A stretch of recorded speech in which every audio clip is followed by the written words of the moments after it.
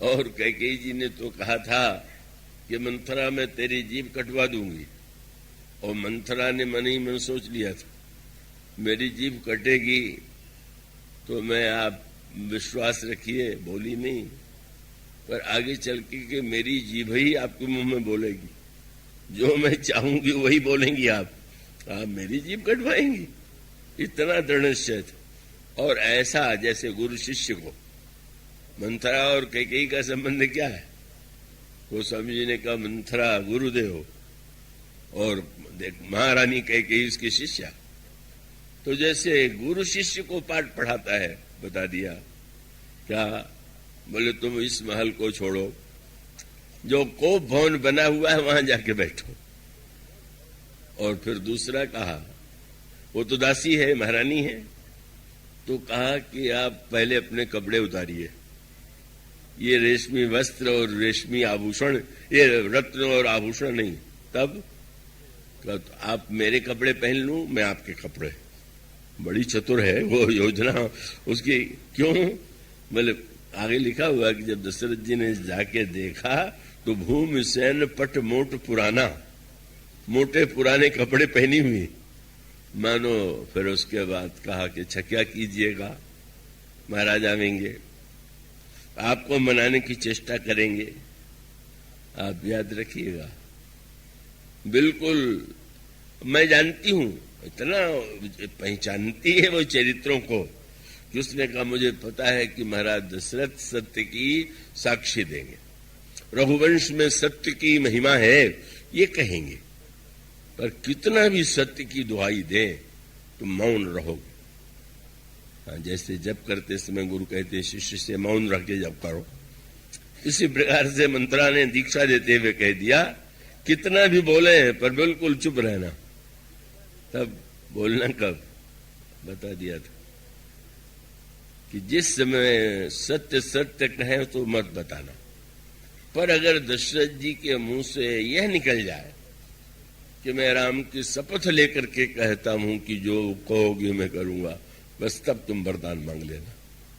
जानती है क्या, ऐसी मान्यता है कि अपने प्रिय की अगर शपथ ली जाए तो शपथ झूठी होने पर जिसकी शपथ ली गई उसकी मृत्यु हो जाए या अनिष्ट हो जाएगा।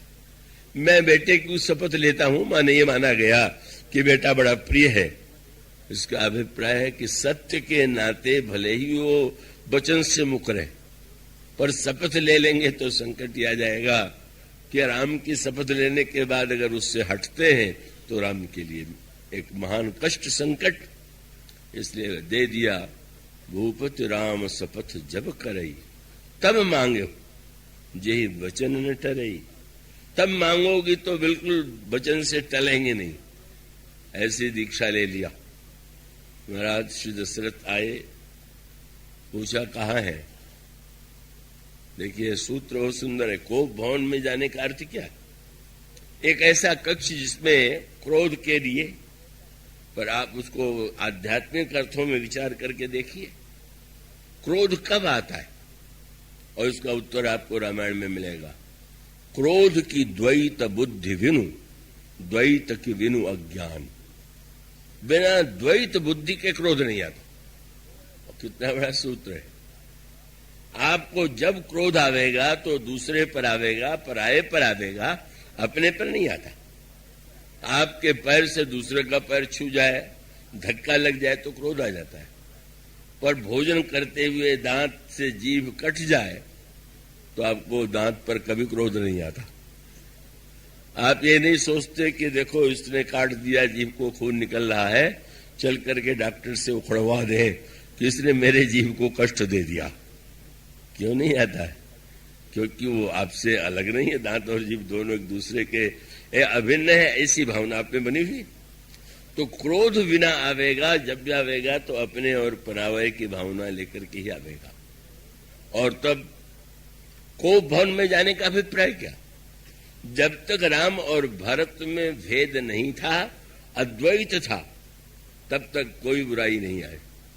पर जब द्वैत आ गया, यही तो पाठ पढ़ाया है इतने देर भाषण दे करके, तो भेज कहां दिया? बोले कोप भवन में। द्वैत बुद्धि के में जब व्यक्ति प्रवेश करता है और द्वैत बुद्धि में प्रवेश करने के बाद महाराज दशरथ आए, पूछ दिया महारानी कहाँ? बोले वो तो कोप भवन में बैठी हुई। चकित हो गए, आज तक महारानी कोप भवन में नहीं बैठी, क्या हो गया? महाराज दशरथ पैर थरथराने लगा, घबरा गए, पर डरते डरते उन्होंने कोप भवन में प्रवेश किया।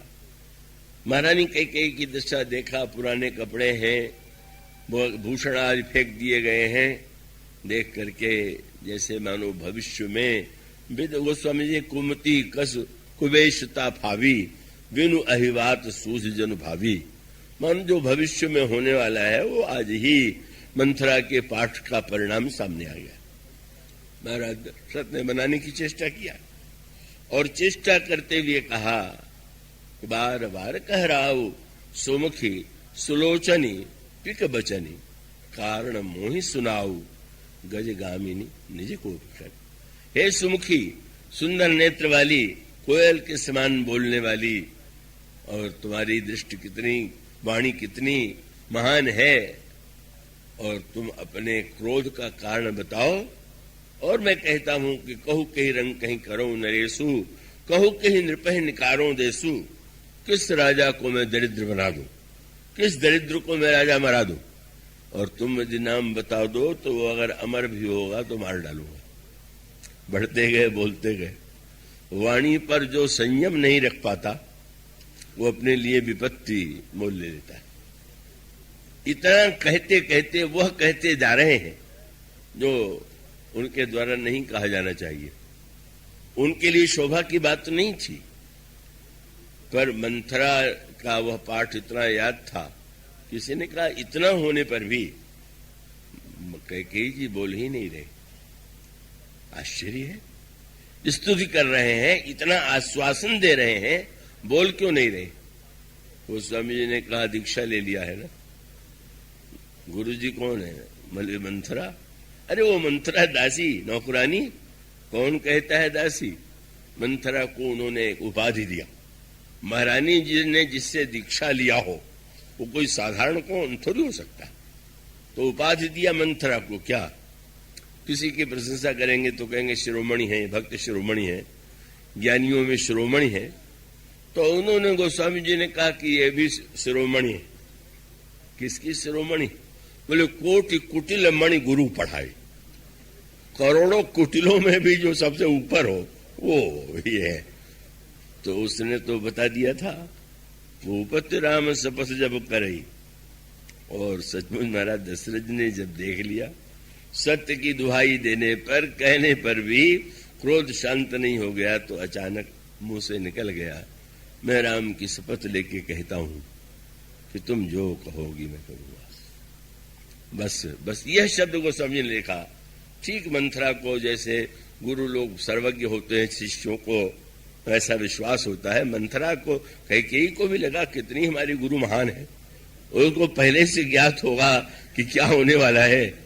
और तब बस गोस्वामी ने यह सुनी, मन हंसी बिहसी उठी मति मंद। अच्छा, जो कहा था शपथ ले लिया इन्होंने।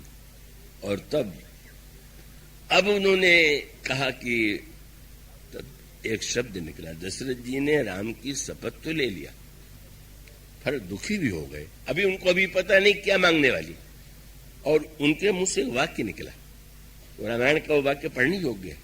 उनका देखिए, आपकी मैंने प्रशंसा किया, मैंने सत्य की दुहाई दिया, फिर भी आप नहीं बोली, और अब तो आप देख रहे हैं तापर राम शपथ करी आई माने मेरे मुंह से निकल गया, माने अनजाने मैंने राम की शपथ भी ले लिया।